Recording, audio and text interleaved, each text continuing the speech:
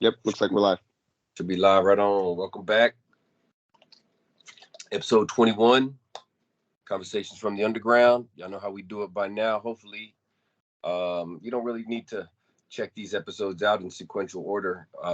We have a general overview of what they are. By the time we're done, we think we kind of contemplate it for a little bit, get it posted. We're in episode 21 right now. Last week was our first week getting back at it in the second season. So here we are with week 2.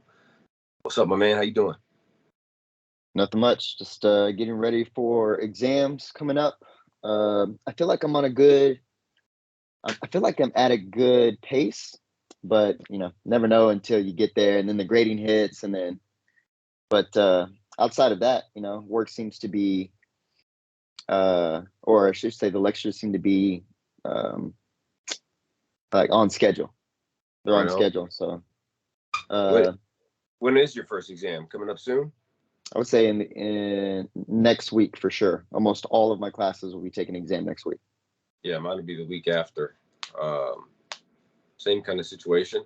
Hard to tell. I don't know. It feels like hasn't really been too many disruptions yet. Who knows if we'll get any canceled dates? But I seem to be going pretty well. I'm about to start the American Revolution and all this other stuff here pretty soon. Oh no, I'm not anywhere near that. After I think I end the French and Indian War, that concludes my first exam material for 1301. And then my first exam material for 1302 is the end of the Progressive Era. Yeah, that's where mine's going to be too. When we get started, ours it's like an Age of Revolutions, broader topic. Mm-hmm. I don't even use that bad word, French and Indian War. I use like 7-year war to kind of globalize it a little bit more. But we haven't started yet. I think probably tomorrow I'll introduce Unit 4. That to me is Unit 4, which kind of ends with the Age of Revolutions, the American Revolutions, and all the revolutions that came before it. But within that unit, after it. But within that unit, I kind of go from about the 1680s or 1640s or so till about the early 1800s. You know what I mean? Real big, broad chunk of time. Unit 3, same kind of thing. Broad chunks of time. But I don't know. We'll see how they do. We're doing exam or a little bit differently this go round. So I'm kind of excited to read them for the first time. Yeah. So you're getting back. Go ahead. You're getting back into the writing. Yeah. Not the writing, but the written exams, right?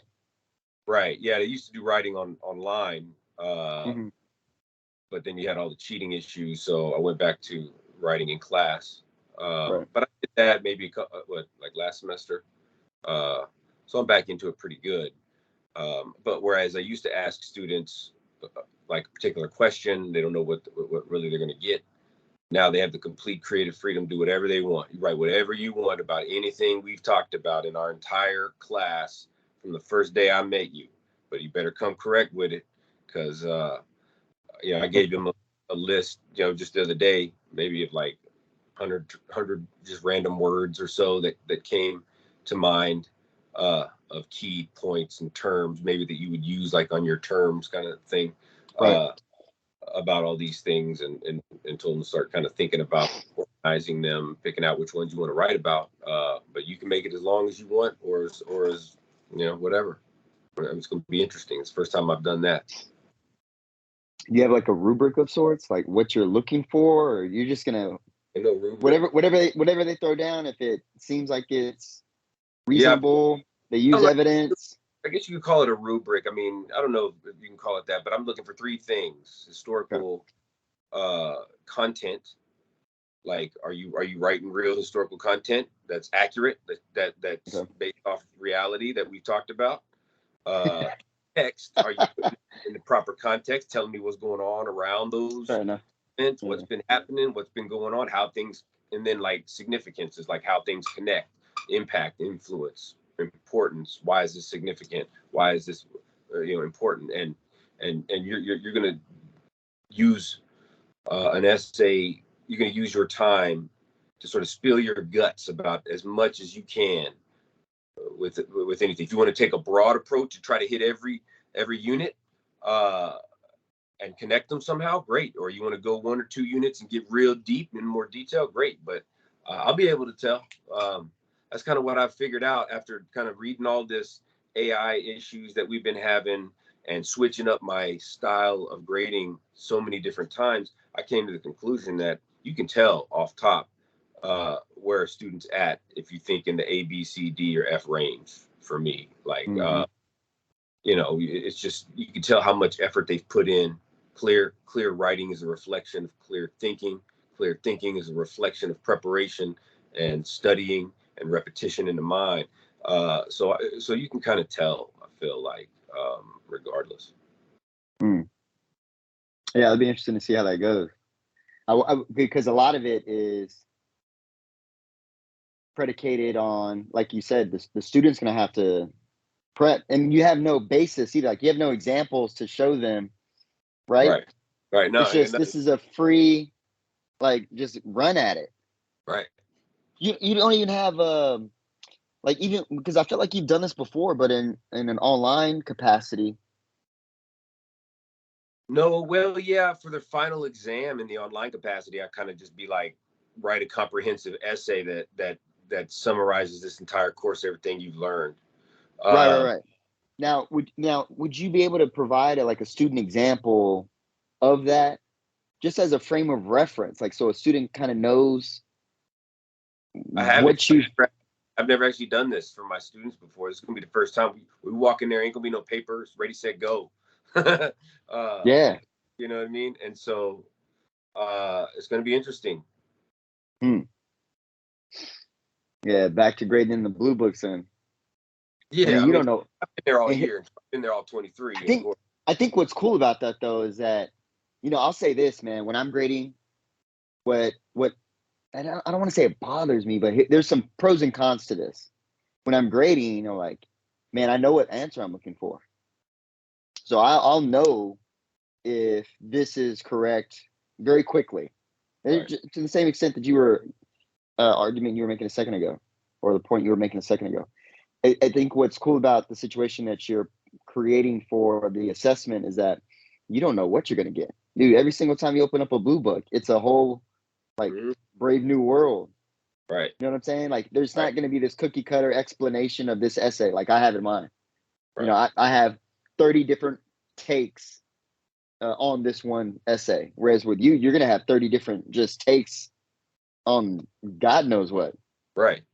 It's far more personalized, individualized, one-on-one kind of conversation, because I'll be writing quite a bit, like I do on them on what they got to say. I spent some time, on the feedback, right, and explaining in quite about amount of detail why they got an A or a B or a C. D is usually the lowest grade I'll give anybody. F I give to anybody who doesn't take it. You just get an F. Or if you take it, at least you get a D minus. Worst case scenario. So,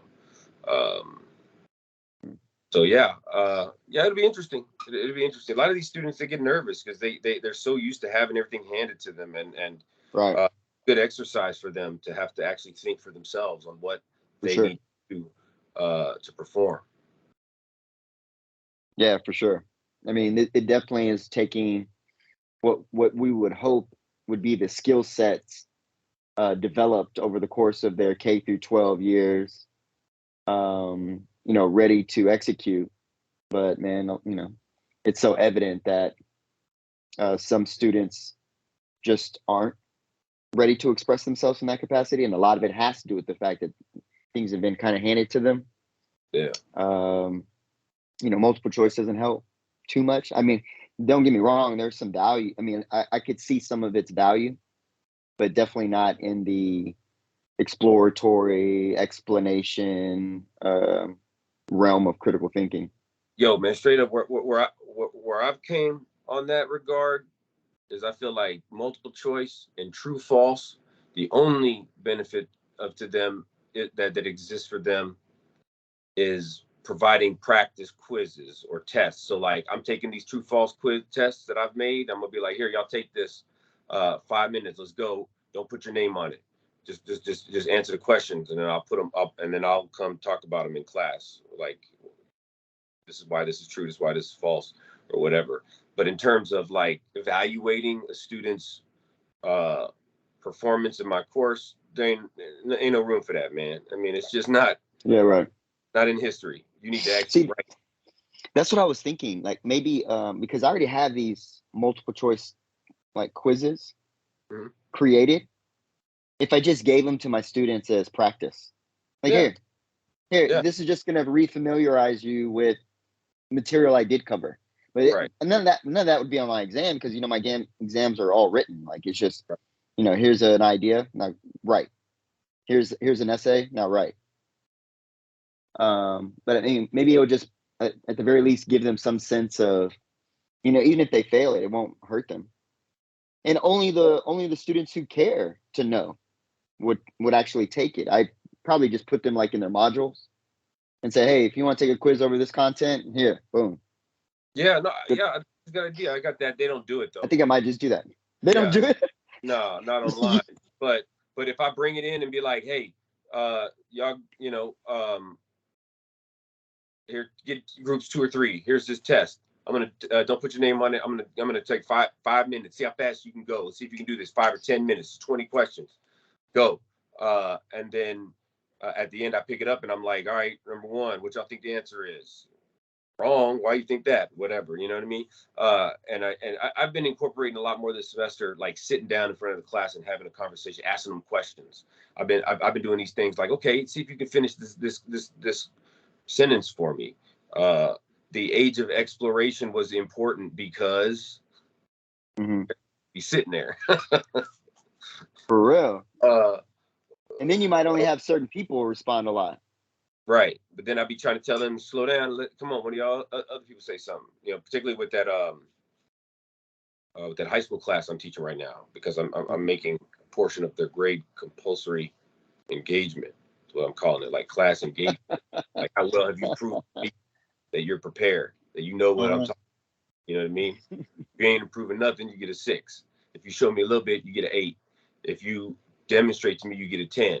I do that 5 class periods, divided by 5, move the decimal over 1, and that's the letter grade for the people that be in those little buildings that want numbers.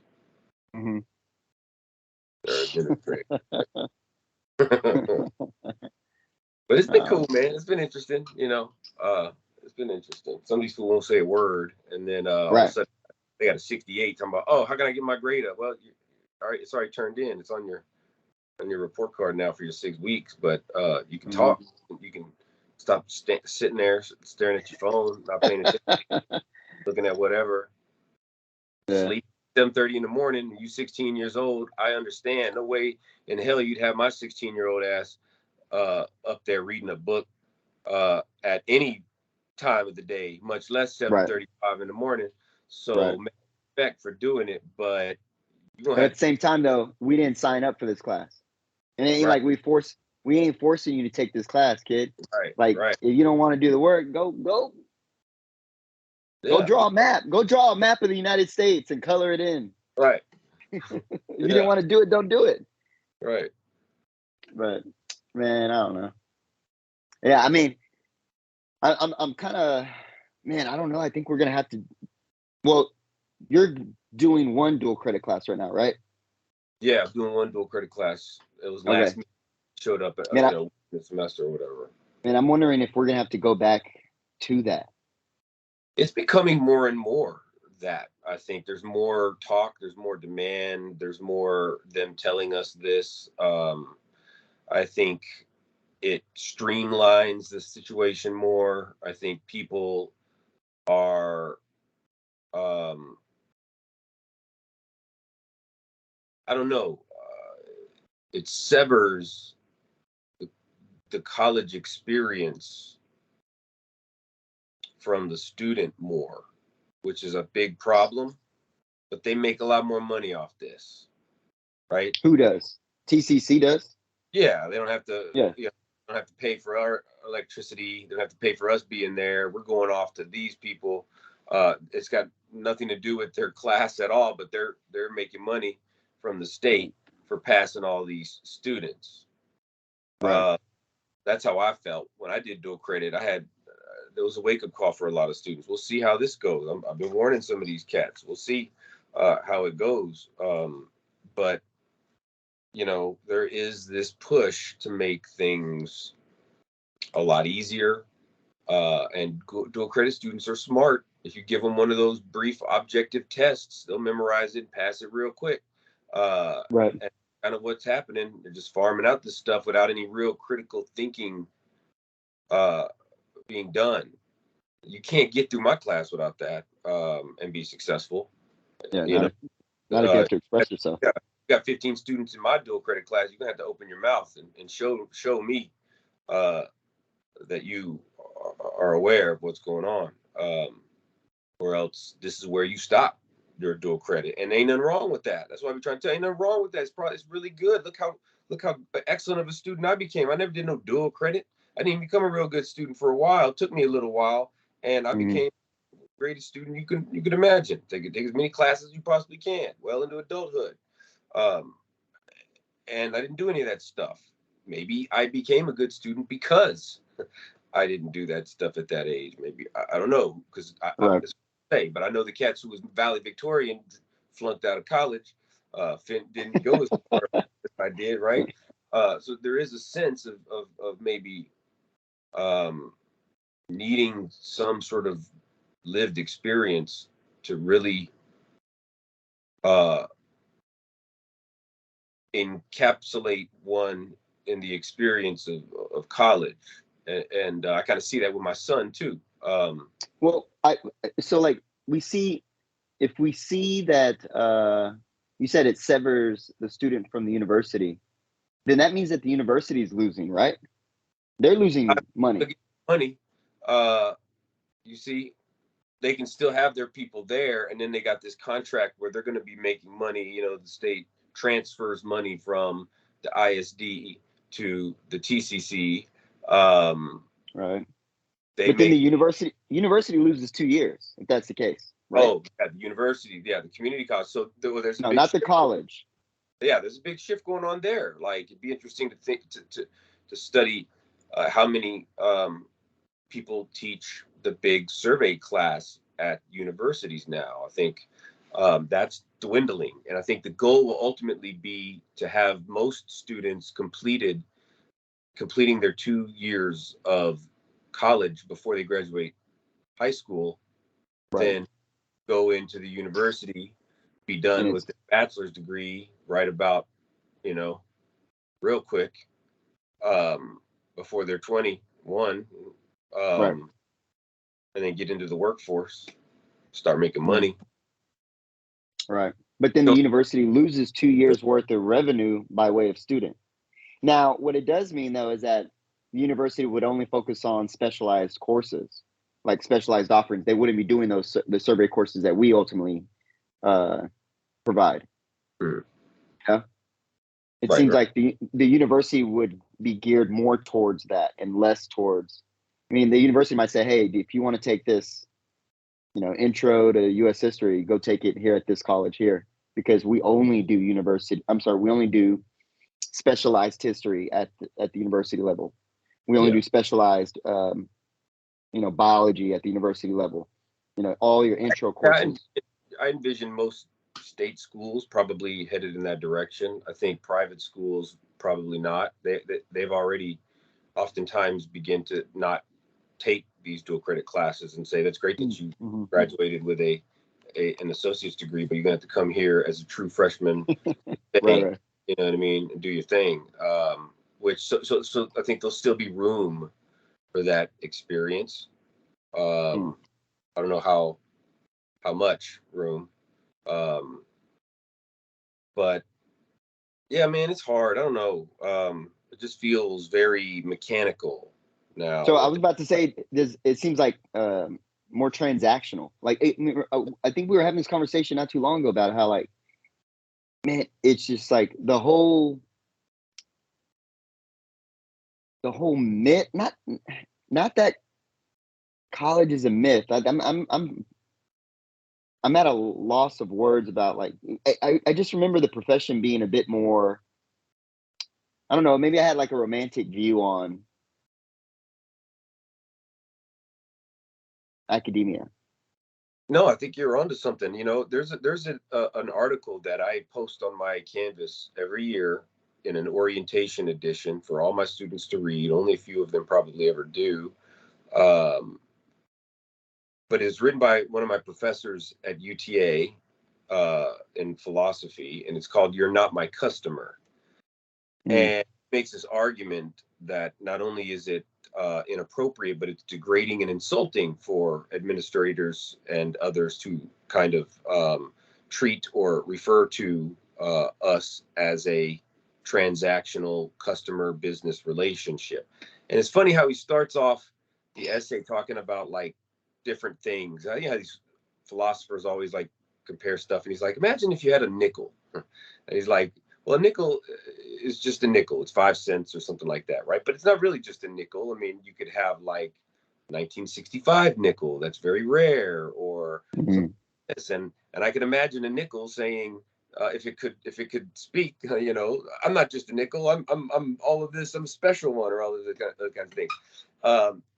And he kind of like dives into this discussion about the relationship between the professor and the student, how it's not like you go and buy your car, you transaction, give the money, you got the car, you never have any kind of interaction with this person again. You don't hope to see that person or ask how they're doing or follow them over the course of their life. Maybe if it's some miraculously strange transaction, but you go about your daily life interacting in capitalist society with the assumption that you're going to fairly engage in people in a transaction to get what you want, and it's done. The professor and the student relationship is much more dynamic, more relational, more intimate in terms of intellectual understanding and opening up different ways of looking at things and perspectives of seeing the world. It's more reflective. It's more of an engagement between two parties that are concerned with more than just What's going to be on the test? Yeah, one little transaction. How am I going to get the A? Yeah, I mean, I agree. I mean, I feel like I wonder, is it becoming less than what I had thought it was going to be? Like, I just remember a more romanticized version of just learning in general, and then if there's a severance of sorts, because as you said before, if the student learns has a greater propensity to be reflective by way of their lived experience, but if they're only 16 years old, I'm sorry, by the time they're 18, they've already finished 2 years of college. We're still looking at a relatively young individual with no lived experience at the age of 18.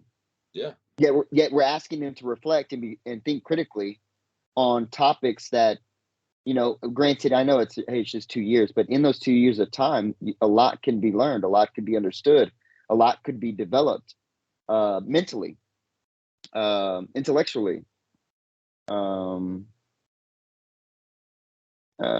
generate a different type of work or a different type of appreciation for even the relationship that we're discussing right now. Kudos. So let me stress this, that like at the age of 18, 2001, that's how old I was when I turned 18, or that's the year 2001. I'm 18, and I have this idea of what I believe college is going to be like, or university is going to be like. And I just, I picture a professor who's deep in his studies. He's in his office. There are books everywhere, like you're set up right now. That's what I believe to be. And now it just seems like everything seems incredibly streamlined. Right.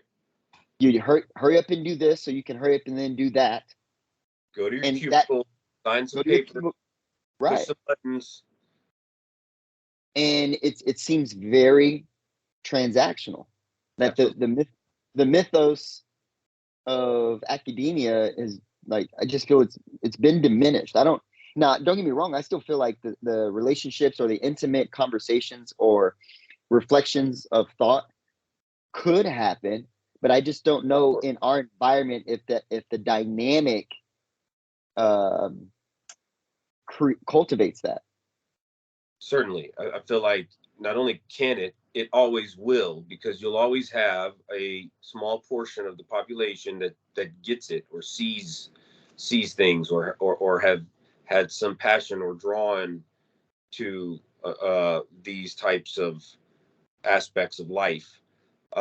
But the ones who lose out the most are the ones who are able to be inspired to learn about a new way of living that they weren't exposed to prior. What we're doing is eliminating the opportunities of exposure, which create inspiration, which then drive people who otherwise wouldn't have thought about this lifestyle as something valuable, meaningful, and worthwhile to now Yeah. be able to make that choice and follow that path. When you eliminate those engagements, they can put as many barriers as they want. I'm always gonna, figure out ways to inspire, but other people just are like, whatever, I'm just gonna go through it. They make it very easy and in fact encourage the transactional culture of education because it's better for everyone else who's making money. If it's all It about making money, well, that's right. it's definitely about that, and then the whole notion of like, well, we need to make this student centered. That to me just sounds like, hey, the customer's always right. In that sense, but are they too young to appreciate? Yes, most are. Now that doesn't mean you're going to have geniuses or people who become doctors or Mozart at 4 or 5 years. And you're always going to have some people who are not too young for the exposure.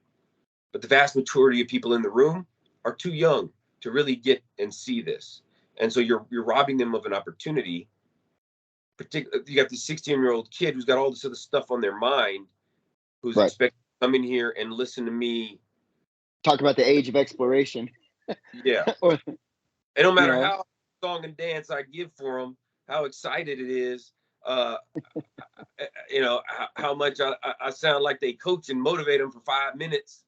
They ain't gonna happen. It ain't gonna last. They're not ready. They weren't ready to eat yet. They still need the digestive system still needs to kind of get acclimated to the food that's being presented to them. yeah. That's a big problem with our society. We want to get things so quick and so fast and get them in, get them out, get them moving, transactional, productive, GDP. How much are we producing? How much are we consuming? That's good. That's everything. And the romanticized view that is that what you called it, of this image of the professoriate doesn't fit into that culture, right? And not just the profession, just like the whole idea of it all. Yeah. Like even a campus, the building, um, the classroom or the lecture hall. Like nothing. Everything just seems very sterile. There's a great documentary about Michel Foucault, who is this psychologist slash philosopher, postmodern thinker of the second half of the 20th century.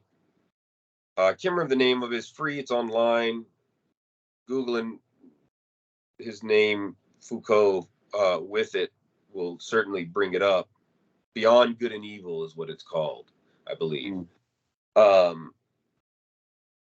And watching that documentary a couple of times inspired me to include an image in the Market Revolution section of History 1302 1301 that I teach about this image that Jeremy Bentham came up called the panopticon, like what a panopticon is. And they relate because both are a little bit connected to each other. What Foucault said was like, if you look at prisons, if you look at insane asylums, and you look at schools that emerged during this time period, there is this similarity that reflects this cultural assumption about deviancy and otherness that the hegemonic culture, the dominant culture of the day was trying to perpetuate. It's the notion of this all-seeing eye here that can observe everything while people are going about their business, but they can't see you observing them. But they know that they're being watched. And it's about creating this regimented machine-like life where the school is constant bell ringing, moving to one place, sitting quiet. Same thing in the prison system. Same thing in the insane asylum system. It's like this this attempt, maybe. I mean, Jeremy Bentham was this utilitarian who was trying to improve society, make things better, and more fair, and all sorts of stuff, right? So you have all this stuff kind of going on, all these ideas going on, and the structures of the society reflect those cultural ideas. I feel like you see something similar going on here in education, where culture is shifting, and when culture shifts, institutions alter, structures, societies alter and morph, and what was valuable then oftentimes no longer has a place in the new thing, and it becomes so regimented. I don't know if you remember this, man, but I warned everybody about this when we first got hired on. I never took an overload for the first 8 years, probably 6, 7, 8 years of my teaching career. I never had an overload. And I kept telling everybody this is what they're doing. They're setting us up. They're giving us all this extra money to do all the things. They want you to just do nothing but farm out these courses. And here we are now seeing this big shift and the ramifications of it, unfortunately. Yeah. Which I think are, less attention span, less thinking for myself. What do I just need to know on the test? I'm lost. What am I supposed to do? You came to my class of the day, or Friday, but I had this wonderful 2 students come and have conversations. It lasted an hour or so each. And one of them was asking me, like, what do I do in your class? Like, what am I supposed to be doing? Like, I really know what to write down. It's hard to think about what you're saying, and like I understand that's hard. You got to write. What you're supposed to be doing is listening to every single thing that I say and write it all down. That's obviously impossible to do. So you try to write down as much as you possibly can. Your hand should be hurting at the end of my class. And I'm like, look at here. Take a look. You just came in right when I was studying to prepare for a lecture that I'm giving in late October. Look at this. This is 5 pages of notes that I took on February 15th, 2005. She's like, what the 20 years ago? I'm like, yeah, you see all this stuff around here? Every note that I've ever taken in any class I've ever taken is here in this room. I'm still working on it. This is valuable. You know how much money and time and effort it took for me to get this little notebook right here filled with my own handwriting? You see the way I think about this stuff right here? That's the proper mindset in order to start being successful. If you can sort of see that notebook as valuable as $100,000 car, which I'd have 5 of probably over the next 20 over the past 20, for all the time and effort and money spent on college, to really get it, you got to do this. So I'm struggling in class. I'm writing as much as I can down. I'm like, look how messed up and whacked out my handwriting is right here. It's so bad that after I sit there in class, I got to sit down for another few hours and rewrite it all. Try to transcribe what I wrote. If something doesn't sense, I go look it up in the, in the computer or in the book or ask my professor, and then it's sort of like, wow, okay, I didn't realize you expect so much. Well, I mean, that's what the game is about. Don't play the game if you don't want to do it right. Is how I feel. But a lot of people just want to. For sure, because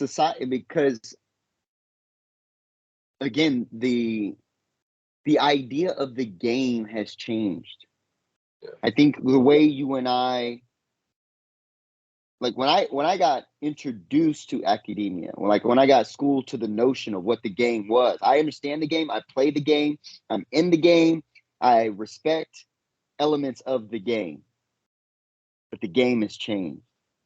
Right. Which is why you have a young person coming into a classroom talking about, what am I supposed to do? I don't know what I'm doing. I don't even know what note taking is. What are we doing? What's going on? The game, and you said, if you're not willing to do this, then why are you doing this? Well, that's because a lot of students are pressured into going to college in the first place. Just ask the students. You're like, hey, yo, who really wants to be here right now? Or are you here because if you're not here, you'll feel that someone in your family or society is going to say, oh, look at you. You're wasting your time. You're wasting energy. You're not making anything of yourself if you're not going to school. Some kids are truly in school simply so that no one tells them that they're not doing nothing, or you know what I mean? It's like, and it's just, there's this pressure to be in college when in reality a lot of these mother shouldn't be in college, right, or don't want to be, right. And that is also the transactional component to the classroom. It's filled with individuals that don't sincerely want to be there and learn, which is why you don't have sincere, intimate conversations. Right.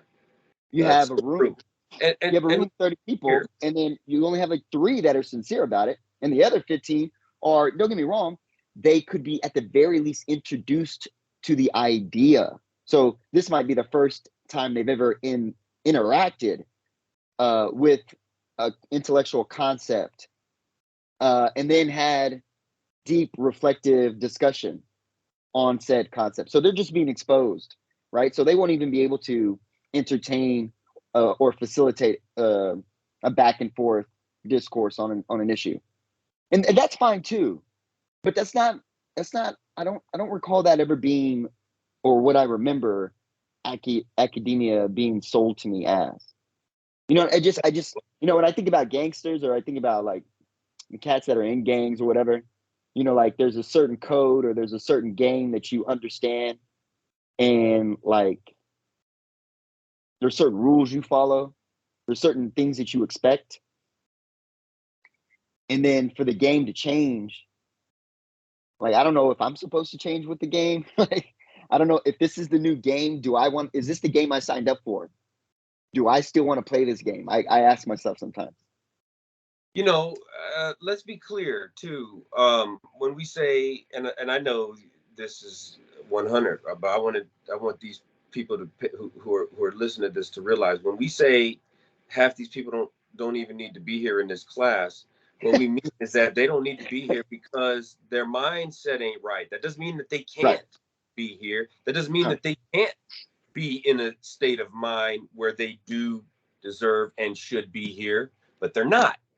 They're not paying attention. They're not taking advantage of their opportunity. They're not in the right mindset. They're too busy thinking about what's on their phone.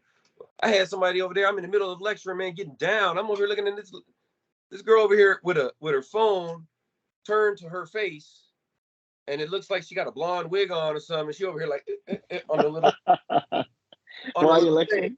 In the middle of the lecture, does she stop? She'll write down a word, a phrase that I say, and then like, and I'm looking, she got like half a page of notes, stuff. But so she's kind of engaged. She'll look at me. She'll think I can get her. She's on there. She'll go write something down, and then boom, the leash comes. Circus time. Like, this system that we have has done a wonderful job with this. You know, David Courtwright, in his book Age of Addiction, refers to it as limbic capitalism, this form of capitalism that developed starting with mass consumerism and then kind of reaching peak once people started investigating the brain and learning how they could stimulate this limbic portion of the brain that is responsible for these gratifications and dopamine releases, to channel that through technology. You know, people get these little thumbs ups or these little dings or likes or something, and it gives them this urge, or they're constantly satisfies some sensory fight or flight mode as they escape this zombie with 3 arms that's trying to eat my face while another green alien's coming to, you know, while I'm searching for this gem or whatever. Like you get these and then you can feel strong and good for achieving something, but it's so quick and it's so fast and it's so what Richard de Grampy would call rapid fire culture. Like we live in a rapid fire culture that constantly on the move, constantly doing this, doing that, getting to a place on time, being another place on time. And there's all these sort of ramifications culturally that come with this process. Because it's a historical process. It didn't happen overnight, right? We went from a task-oriented society to a time-oriented society relatively gradually over the course of the 19th century. And now we got clocks everywhere, and even photographs maybe could be something that explode as this cultural tendency to capture time because time is going so fast. And when this happens, you of course have some innovative people who are going to figure out ways to shift things in such a seismic way that they can benefit tremendously from it. And that makes for a very difficult chance it makes it very difficult for the student to focus and pay attention and struggle to what do they call it? Impulse control, right? They've done a lot of studies about different governments, different types of societies, and how some more people come from authoritarian regimes or something like this, or more collective cultures, may not be as individualistic, but they can exercise more impulse control oftentimes, as opposed to individualistic cultures get some to the point where you have a lot of people who exhibit these compulsive behaviors because it's connected to this. Yeah. I don't know. I don't know, man. It's interesting. You know, things change. The game changes. Yeah, and I was just thinking about a specific change. Like, I just felt I like if you went to a university, was it with the notion that you were going to get a good job, or was it more of a notion that you wanted to become an academic? Usually, if you went to a university, like, did jobs require a degree? So let's see. Or is that a 21st century, not 21st century, a 20th century, like reality? Yeah. So prior to the mid 19th century, university was primarily for elite, for people who had money to invest in sending their kids somewhere to just focus purely on knowledge, on learning, on expanding their mind for the sake of expanding their mind, inquiry for inquiry's sake, the love of knowledge and wisdom and things like this. Starting with the Industrial Revolution, you see a big shift that occurs. In the second half of the 19th century, you see these more research-oriented institutions emerging in Germany with influences of Marxism by talking about effects of the government, the environment, things like this, the need to regulate systems. And institutions started investing in research to research how businesses contaminating a water supply increases cholera outbreaks, or how we need to invest in healthcare system to help improve, or insurance, or there are all these different ideas that were coming in from industrial societies in Germany that were arguing for ways that the government could kind of come in and influence stuff. And then meanwhile, you get to the late 19th century, and in the United States of America, the US doesn't have like the world's leading academic institutions yet. That's still off in Europe. A bachelor's degree from Harvard is not as fancy or remotely close to as fancy as it is today. And you couldn't really get much beyond that. If you wanted to go to graduate school, you had most of these people left and went to Germany, went to London, went to Paris, and were educated by a lot of these people who were focusing on the research, the seminar where you talk a little bit and then you send students out to do research and come back in. Those people ultimately come back to the United States and become presidents of colleges.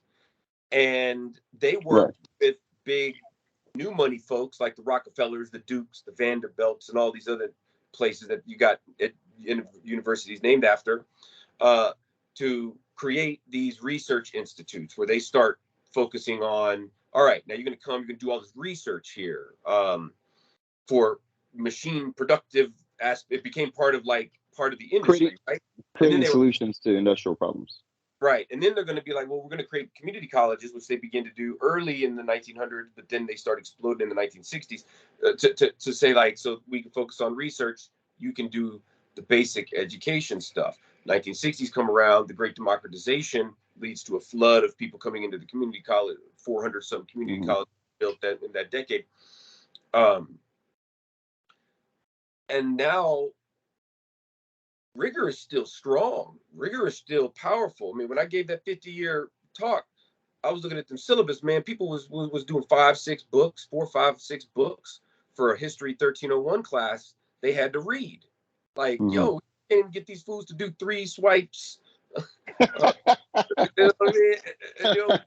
6 books. Like, yo. Yeah, man.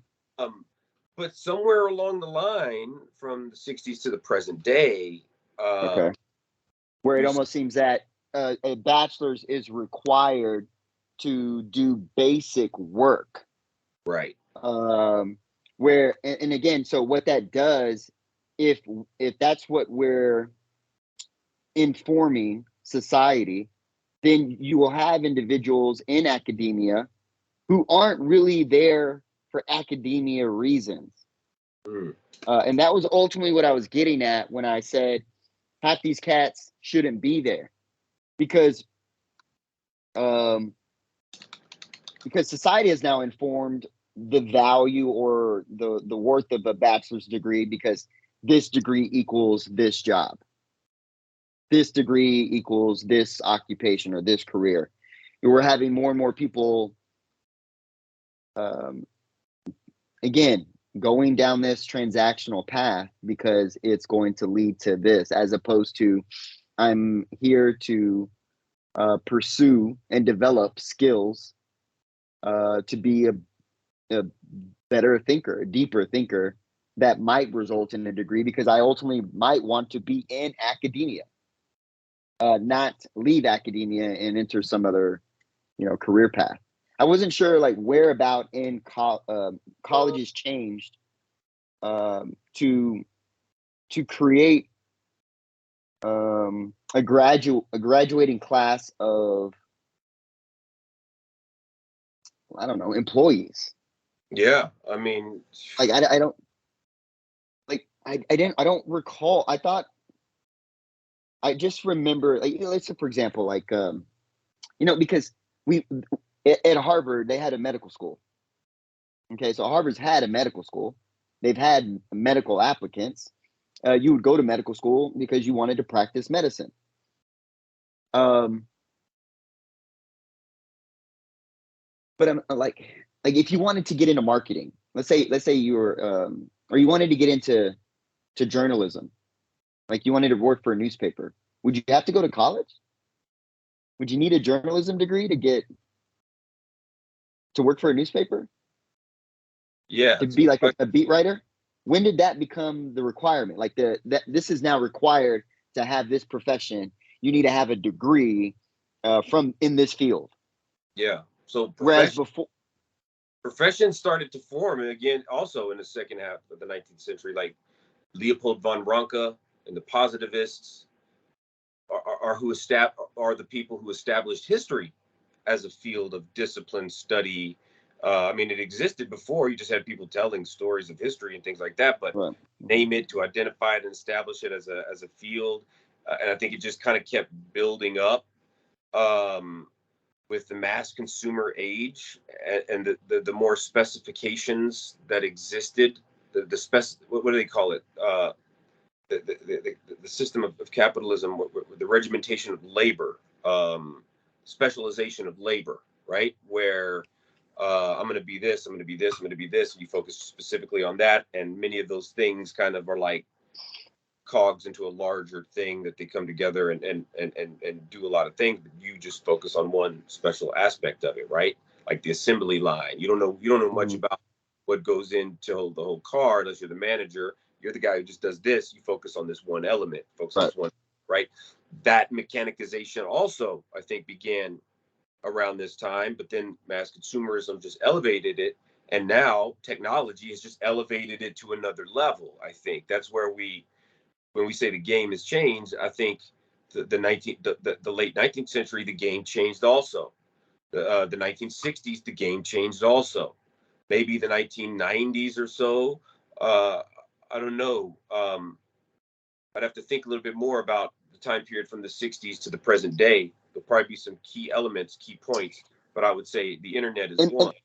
And that's another good point. When we look at this whole notion of academia or the game changing in general, I know we used to say that, like maybe in its origin story, universities were for the elite, those who could afford it, who wanted their children to have or gain extra knowledge. But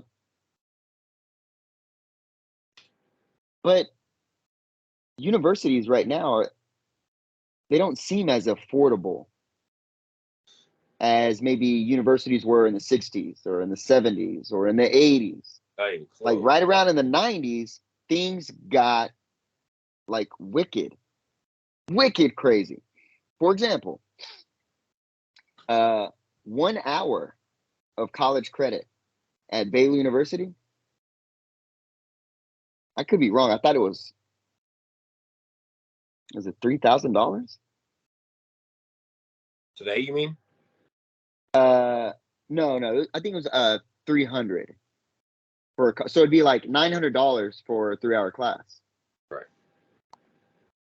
No, none more. I don't know if that's still the same price. I've talked to some people who are attending Baylor University like right now, and they're talking about like it's $60,000 a year. Yeah, it's not even close to what it was when you were there. It was 30. It was 30 when I was there.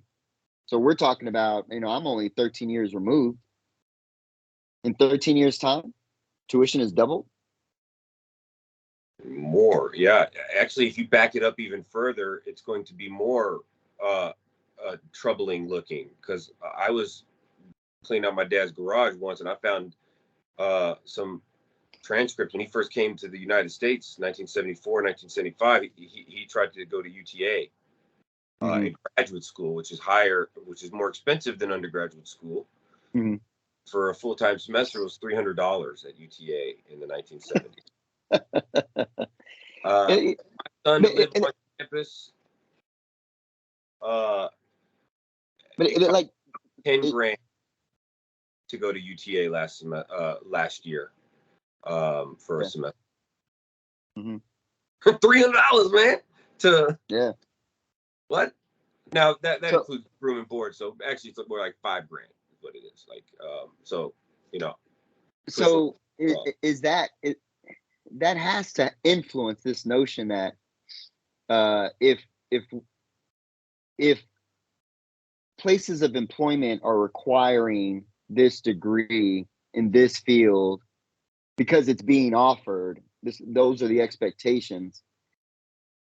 It's almost like this weird system that has been like coordinated in concert with each other. Hey, you guys need employees.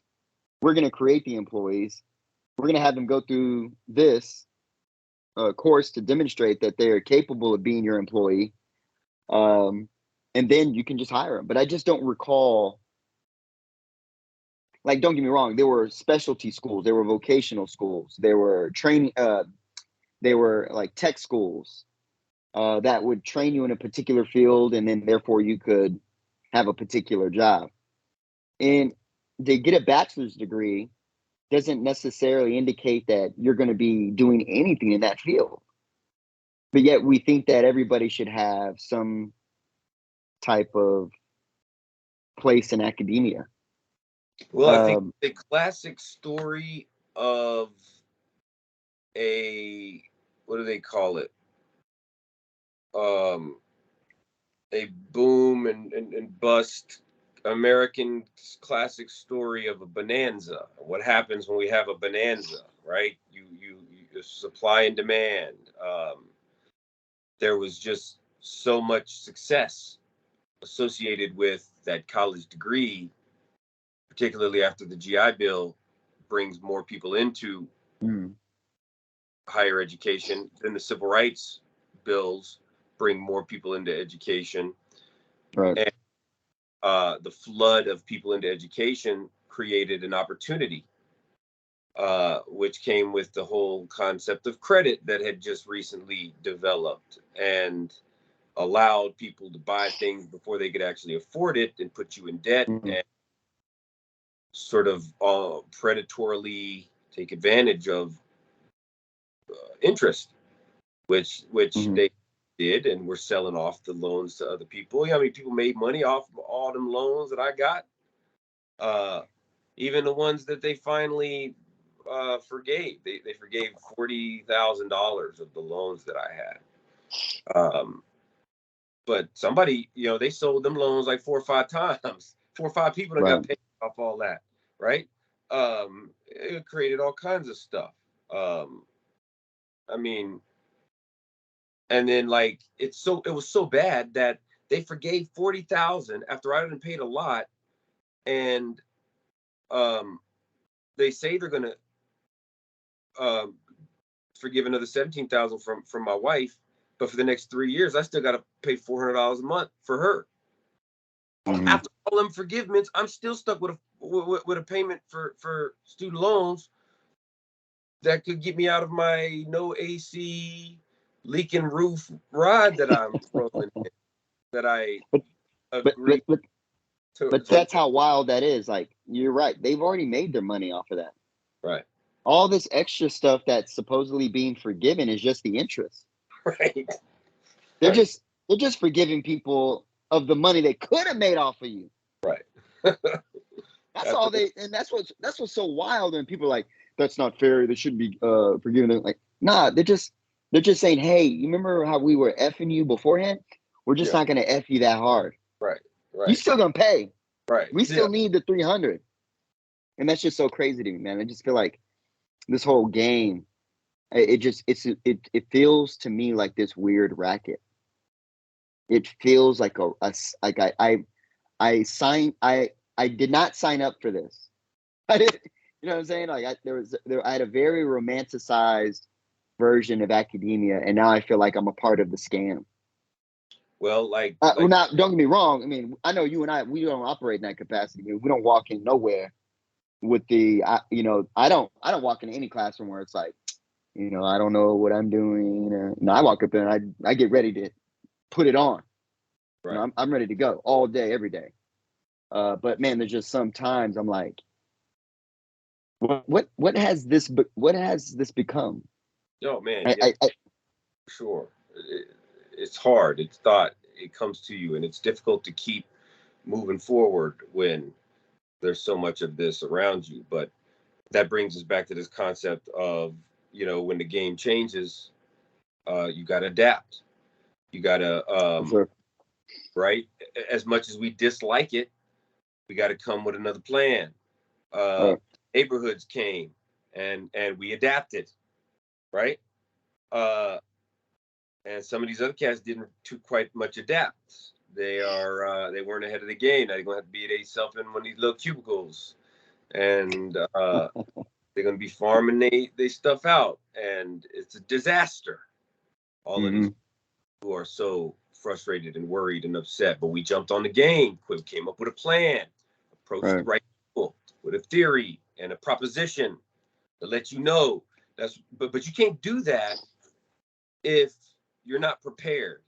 You can't do that if you haven't invested in knowledge and been one step ahead of the game. You can't do that if you don't have the critical thinking skills honed like you should in these classes that we give you, so that you can prepare yourself to start seeing a couple steps ahead of the changes that occur in games, so that you can get ahead of them, so that you can help write the new rules, so that you can help adapt in ways that will allow you at least to reach a number of people still the way they need to, right? Yeah, for sure. And it's unfortunate, but I mean, that's why I just got to get more motivational. A lot of times now, my classes, sometimes they don't even begin. I don't even really begin in no kind of like historical content until 25 minutes, 30 minutes into the class, because I'm spending so much time about how to prepare, how to get ready, pay attention, any questions, any comments about anything that's bothering you, that's on your mind, that you've thought about. Let's talk about this. Preparation is key. Listen to these historical quotes that I post every day. Ask questions about them. Follow those codes. A section of my course is, I tell them from day one, look, I'm going to teach you some history in this class. I'm going to teach you what a historian is, what we do, and how we live. And 3, I'm going to teach you how to be a successful college student the way I know how, before the game has changed, before the real way to get you right. Those are my goals for you, and I got to split my time with them. And if that means I got to say, not to talk too much about the French and Indian War this go round, and just tell these motherfuckers real quick, something else that if I can't talk about no quartering, stamp, whatever. If I got to get to something else, I got to get to something else. Yep. Now, I ain't even gonna lie. I mean, I think, and those are, again, that's my favorite part about lecturing in general, is that, yeah, there's some regularly scheduled programming going on. You know what I'm saying? Like, okay, American Revolution. But then sometimes we're like, man, you know what? F this. All right, y'all ready? And then we just go off on what we're supposed, well, not what we're supposed to talk about, but things that were brought up in class that ultimately brought us to this new conversation we're about to have about God knows what.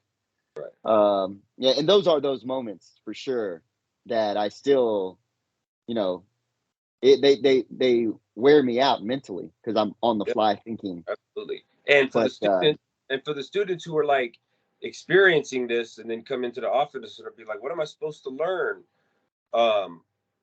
That is key. Do that. Like, because as funny as we make it sound that you have to come to that student has now completely transformed for having the courage to come in here and ask me that question.